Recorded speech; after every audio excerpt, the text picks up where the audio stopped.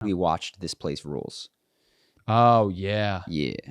And I should say it, one thing that I didn't do, which maybe we'll do another time, is I sort of talked a lot about Logan, and I always try to Pin it back to the audience what you can do. turn it back to myself, actually, and be like, look, I'll take a dose of my own medicine. I didn't have a chance to do like breath work. This came out very recently. I haven't been well. We've been working a lot on D&D, but if I do a breath work and I get my own shadow, I'll let you guys know what came up. So don't think I've just let myself process too easily in your life.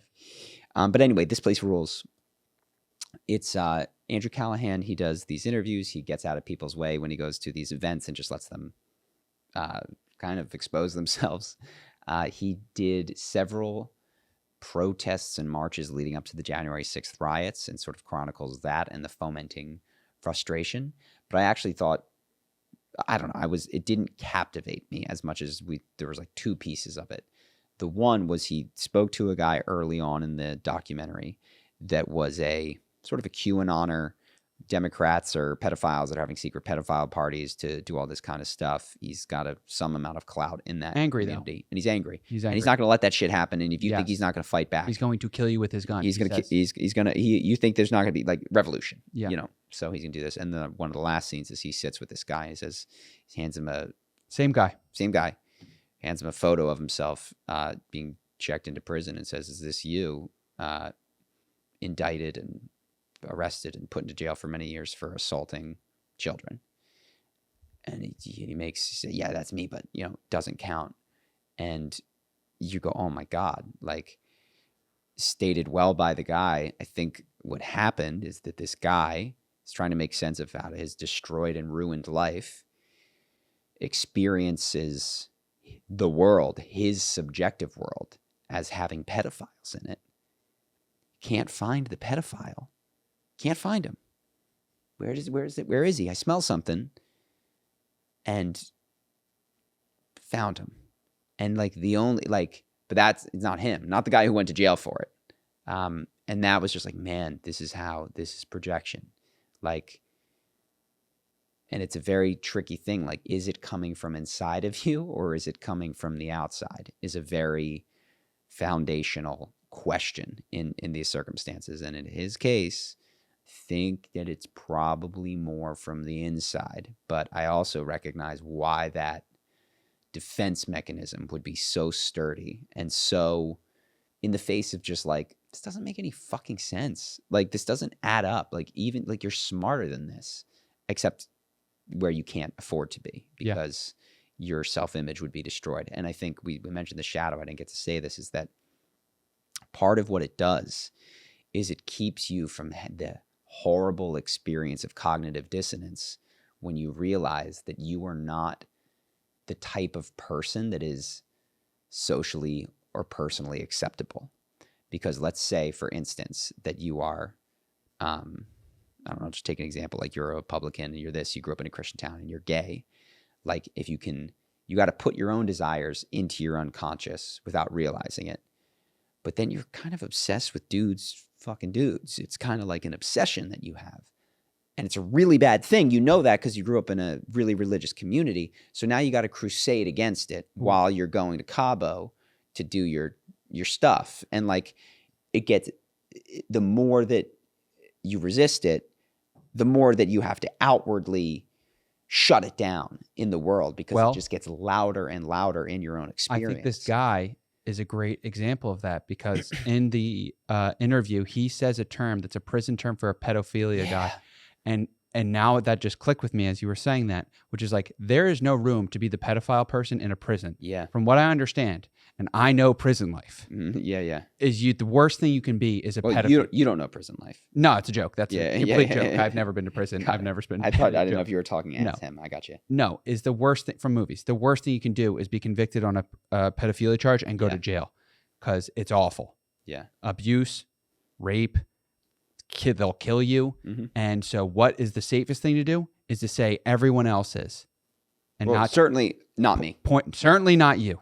And if it ever comes down to I hate those people. And I hate those people, and I point the finger, and then you fast forward 45 years, and he's pointing the finger at the TV now, and he's crusading on the TV, and then he slides that paper over to him, and he says the term from prison. Yeah. And I can't remember the term, but it was just like, Holy moly! I How understand. How do you know the term for what a pedophile is? In- In jail. Yes, Oh, he went to jail for pedophilia. yeah.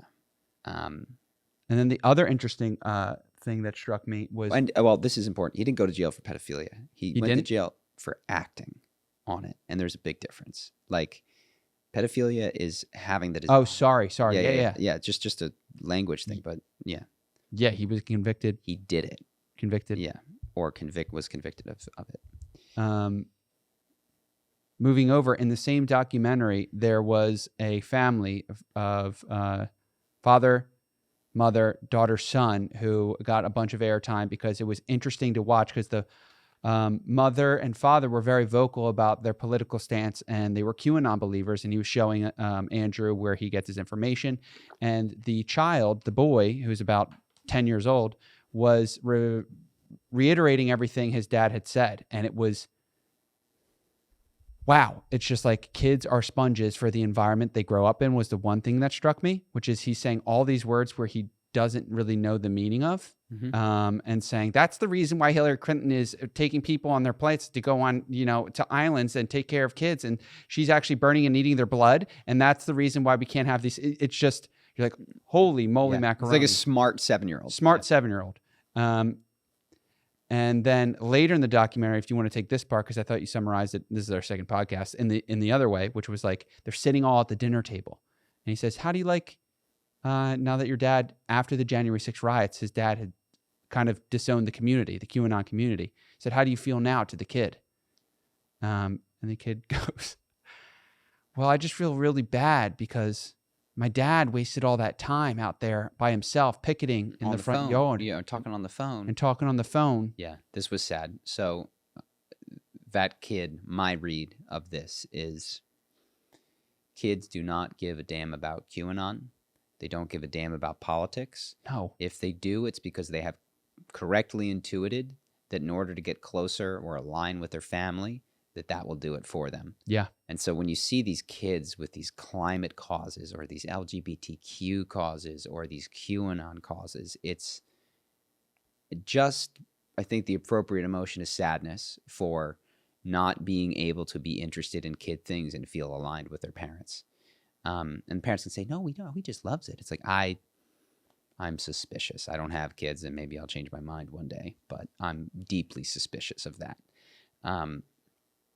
This kid correctly intuited that he could get closer to his dad by doing this. His dad certainly felt some pride or encouragement, or allowed him to come to the thing and speak to a camera. You know what I mean? Like, yeah, he had a megaphone at rallies. Gave him a megaphone, And the thing that kids do, like, they're dead without mom and dad. And so what he did, like all children, I think, is I have to align with my dad. My dad cannot be bad. My dad is out there not being with me in the way that I might desire him to. Maybe he's taking care of me financially, emotionally. Yeah, and maybe just like maybe I just want an emotional connection with him deeper. I just want more of him. And so rather than at the end of this documentary say, how do you feel about this? Like, I'm just sad that my dad wasted all the time on them and didn't pay attention to me, which is like actual.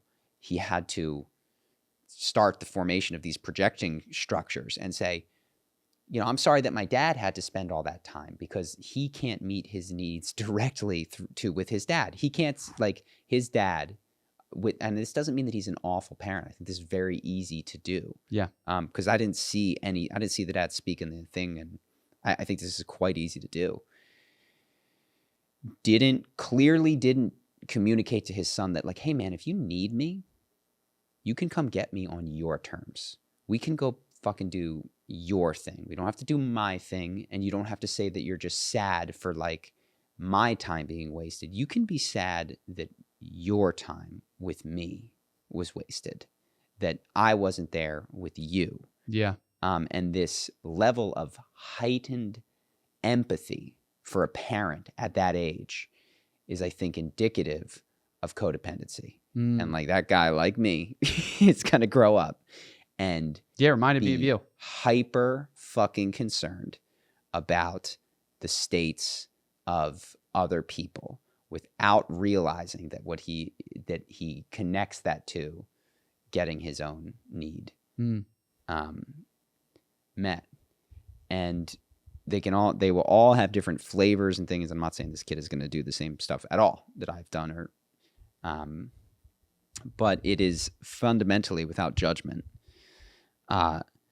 It's a manipulative, and this is a very small thing, but I saw the beginnings of a manipulative way of getting his needs met, which Yes. is I will pretend to have certain interests and trick myself into thinking that I have them. I will pretend that my top priority is my dad's time when it is actually my connection with my dad. It's like, because I cannot get those met directly, I have to give you what you want, parent, in order to get what I need from you. So it was Yeah. already starting this unfortunate, which we all need to learn for moments in our lives. We need to transact with other people, but you would like that foundational relationship of parent to child to not be based on transaction, to be based on like, I had you to meet your needs. Like this is why I had you, is to like pour love in and around you, not so that we could go tit for tat in any sort of way. Yeah. And again, I don't know that I'm not saying that that's what his dad is doing, but I think that kid has gotten that message. Yes.